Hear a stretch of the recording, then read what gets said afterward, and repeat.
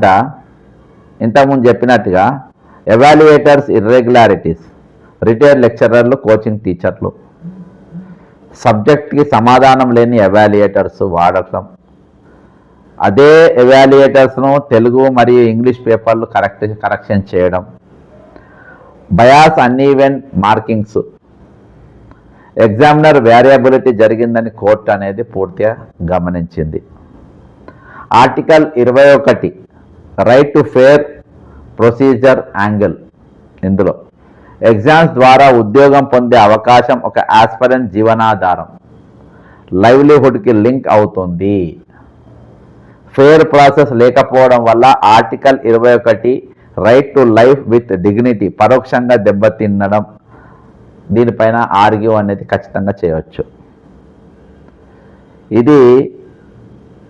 ఇది చట్టానికి పూర్తిగా విరుద్ధంగా మరి ప్రభుత్వం ఏ విధంగా వ్యవహరించింది.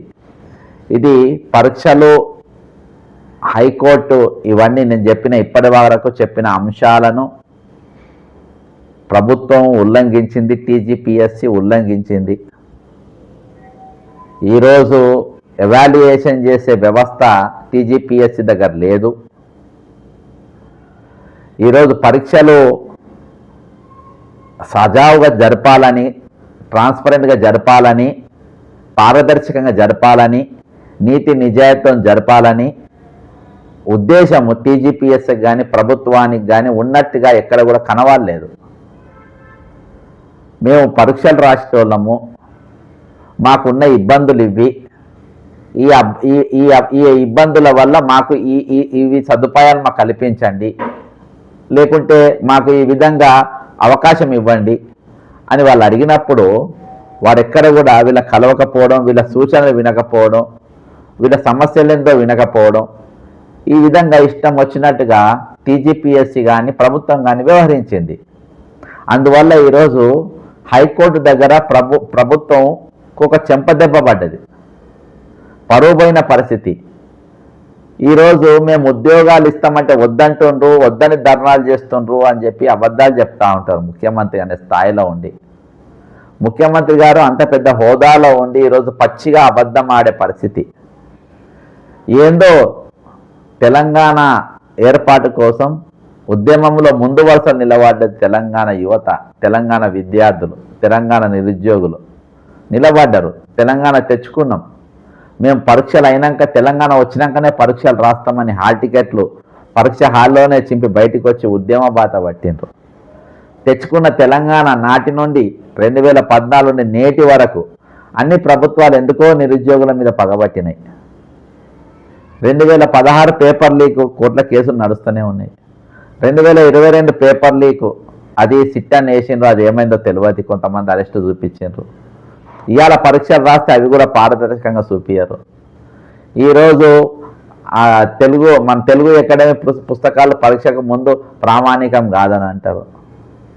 ఈ విధంగా కక్ష కట్టినట్టుగా ఈ తెలంగాణ ఏర్పడ్డ తర్వాత తెలంగాణ ఉద్యమంలో పాల్గొననే విద్యార్థులు నిరుద్యోగుల పాపమా, అది అర్థమవుతలేదు.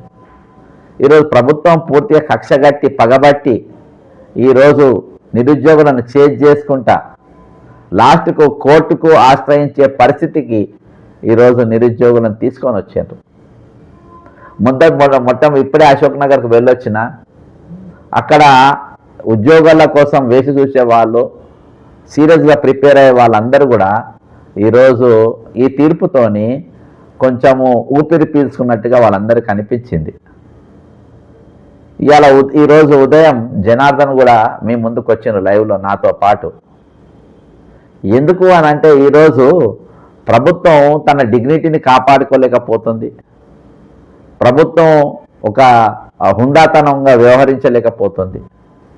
నేను ఇప్పుడు అంటే నిరుద్యోగులు కానీ ఈరోజు వాళ్ళకు మద్దతుగా నిలబడ్డ మాలాంటి మా డిమాండ్ ఏంటంటే, మీరు ఇక ఫుల్ బెంచ్కి పోయి మళ్ళీ అప్పీల్కి పోయి ఆ పరిస్థితి తేకండి. మీరు ప్రభుత్వానికి లోబడండి. ఇక్కడ మీ తప్పులన్నీ నేను ఒక్కొక్కటిగా ఏలెత్తి చూపించిన, బాజాబ్తా మీరు ఎక్కడెక్కడ ఉల్లంఘించిన అనేది నేను కంప్లీట్గా చూపించిన. నేను అవసరమైతే రేపు ఒకవేళ మన టీజీపీఎస్సీ వాళ్ళు కానీ ప్రభుత్వం తీసుకునే రెడీగా ఉంటే నేను వాళ్ళు తప్పిపోయిన పరిస్థితి కూడా ఖచ్చితంగా చెప్పగలుగుతా.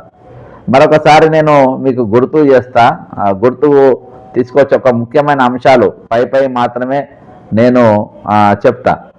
ఎవాల్యుయేషన్ పరంగా ఈరోజు పారదర్శకంగా జరగలేదు కోర్టు గమనించిన తీరు.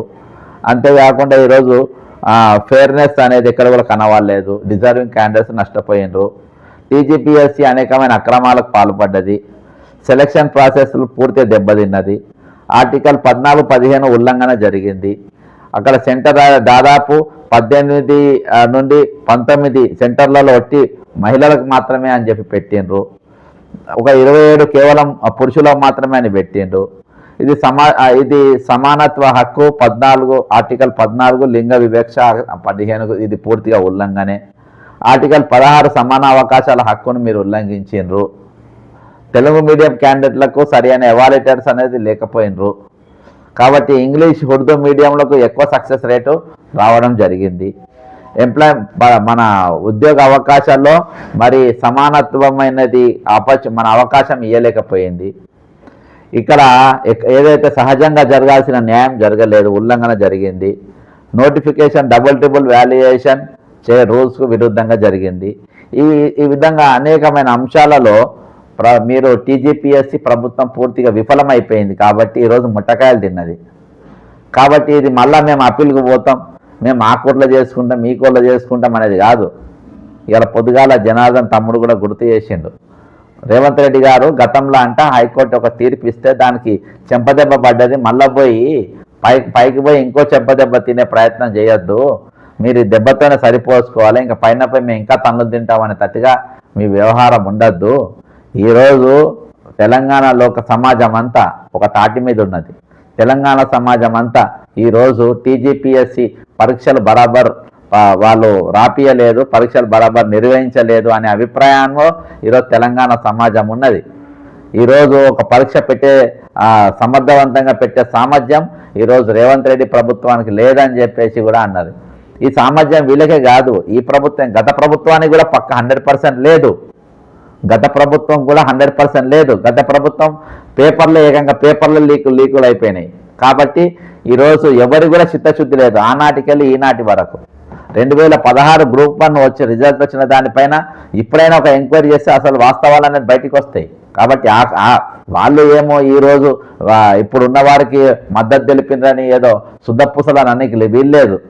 ఈరోజు ఆ పాపం కొనసాగుతూ ఉంది. అది ఎందుకు నిరుద్యోగులను పగబట్టినట్టు చేస్తుండ్రో, ఎందుకు కక్ష కడుతుండ్రో, ఎందుకు ఈ నిరుద్యోగులను శత్రువు లెక్క చూస్తుండ్రో అర్థమైతలేదు. ఇందిరా పార్క్ కాడ ఎన్నో ధర్నాలు చేసిండ్రు. ఇవన్నీ మీరిచ్చిన వాగ్దానాలు. ఈరోజు ప్రభుత్వం ఒట్టిగొచ్చిందా? ఒట్టిగానే మీరు అధికారంలో కూర్చుండ్రా? గత ప్రభుత్వం నిరుద్యోగులను చేస్తూ ఉంటే, గత ప్రభుత్వం నిరుద్యోగులను పగబట్టినట్టు చేస్తూ ఉంటే, గత ప్రభుత్వం నిరుద్యోగుల వాళ్లకు ఇచ్చిన హామీని నెరవేర్చకుంటే కాంగ్రెస్ పార్టీ హక్కున చేర్చుకొని మేము మిమ్మల్ని గెలిపిస్తామని చెప్పి మీరు ఇచ్చిన డొక్కు బస్సులు ఎక్కి సరైన సమయానికి తిండి పెట్టకున్నా ఊరూరు తిరిగి ఓటర్ల కాళ్ళు మొక్కి కాంగ్రెస్ పార్టీకి ఓటేపించారు. ఈరోజు మీరేం చేసిండ్రు? గద్దె మీద కూర్చున్నాక ఒక తన్నుదాన్ని నిరుద్యోగులను వాళ్ళు ఏమంటున్నారు? వాళ్ళ కోటేపించిండ్రు కదా మీరు, వాళ్ళు ఏమైనా ఉద్యోగాలు ఇచ్చిండ్రా అని చెప్పి వాళ్ళు అంటారు. కాబట్టి ఈరోజు మేము వీళ్ళు ఎత్తుకున్నారు కానీ ఎత్తేసిన కదా అని వాళ్ళు మంచోళ్ళు అనడు, వాళ్ళు ఎత్తేసిన కదా వీళ్ళు మంచోళ్ళు అన్నది కాదు. అక్కడ వాస్తవం ఏందనంటే మమ్మలను ఇబ్బంది పెట్టినరు, మా బతుకులు బాగుపడతాయని అనేమో, లేకుంటే మాకు గత ప్రభుత్వం ఇచ్చినటువంటి హామీలు నెరవేర్చకపోవడంలో ఈరోజు ఉద్యమ పార్టీగా కేసీఆర్ గారిని తెచ్చుకుంటే మాకు ఎంత నష్టపోవాలో అంత నష్టపోయినాం అని చెప్పేసి నిరుద్యోగులు మరి కాంగ్రెస్ పార్టీ అధికారం తెచ్చుకున్న తర్వాత ఈరోజు మీరు మరి కోట్లకు మెట్లెక్కేటట్టుగా చేసిండ్రు. ఒకసారి కూడా చర్చించే ప్రయత్నం చేయలేదు నిరుద్యోగులతో. 46వ జీవో కానీ, గురుకుల విద్యా నియామకాల పైన కానీ, టెట్ నార్మలైజేషన్ కానీ, మెగా డిఎస్సి పైన కానీ, ఈరోజు దేనిపైన గ్రూప్ 1 29 జీవో మీద కానీ దేనిపైన కూడా మీరు చర్చించడానికి ప్రభుత్వం సిద్ధంగా లేరు. ప్రభుత్వం ఎప్పుడు సిద్ధంగా ఉండదు? ఎప్పుడైతే వీళ్ళు సంఘ విద్రోహ శక్తులను ప్రభుత్వం భావిస్తుందో, నిరుద్యోగులను లేకుండా విద్యార్థులను సంఘ విద్రోహ శక్తుగా భావిస్తుందో, ఆ రోజు వీళ్ళు మా వాళ్ళు కాదని చెప్పి వాళ్ళు అనుకుంటారు. ఈరోజు అదే పరిస్థితి తెలంగాణలో కొనసాగుతూ ఉంది. ఈరోజు తెలంగాణ ప్రజానికాన్ని, తెలంగాణ నిరుద్యోగులను, తెలంగాణలో ఉద్యోగం కోసం వేసి చూసే వారిని ఈరోజు ప్రభుత్వం ఒక శత్రువు లెక్క చూస్తూ ఉంది. ఇది మంచి పద్ధతి కాదు. వీళ్ళందరికీ ఓట్లు వేసిండ్రు. గతంలో 2016లో అక్రమాలు, గ్రూప్ 1 అక్రమాలు, 22 పేపర్ లీకేజీ చేసిన బీఆర్ఎస్ ప్రభుత్వం, నిరుద్యోగుల జీవితాలతో ఆడుకున్న బీఆర్ఎస్ ప్రభుత్వం ఇవాళ ఎక్కడున్నది? అధికారం. రేపు మీరు కూడా అదే గతి పడుతుంది. ఈరోజు నిరుద్యోగుల తరపున ఎవరు నిలబడతామంటున్నారు? బీఆర్ఎస్ నిలబడతామంటుంది. ఎందుకు నిలబడతామంటుంది? ఆపోజిషన్లో ఉంది కాబట్టి, పవర్ లేదు కాబట్టి. పవర్ వస్తే మళ్ళీ పోలీసుల లాఠీలు వాడతారు కావచ్చు. ఈరోజు మీరు కూడా ఆ స్థానానికి రాకముందే, ఈరోజు అధికారంలో ఉన్నప్పుడు మీరు ఇచ్చిన మాటను ఇక్కడ ప్రియాంక గాంధీ గారిని తీసుకొచ్చి మీరు యూత్ డిక్లరేషన్ అని చెప్పి పెట్టినరు. ఆ యూత్ డిక్లరేషన్ మీరు ఇచ్చింది నెరవేర్చమంటున్నాం. మేము కొత్త గొట్టెంప కోరికలేం కోరతలేం. మేము అన్ని మీరు ఇచ్చినవే నెరవేరు.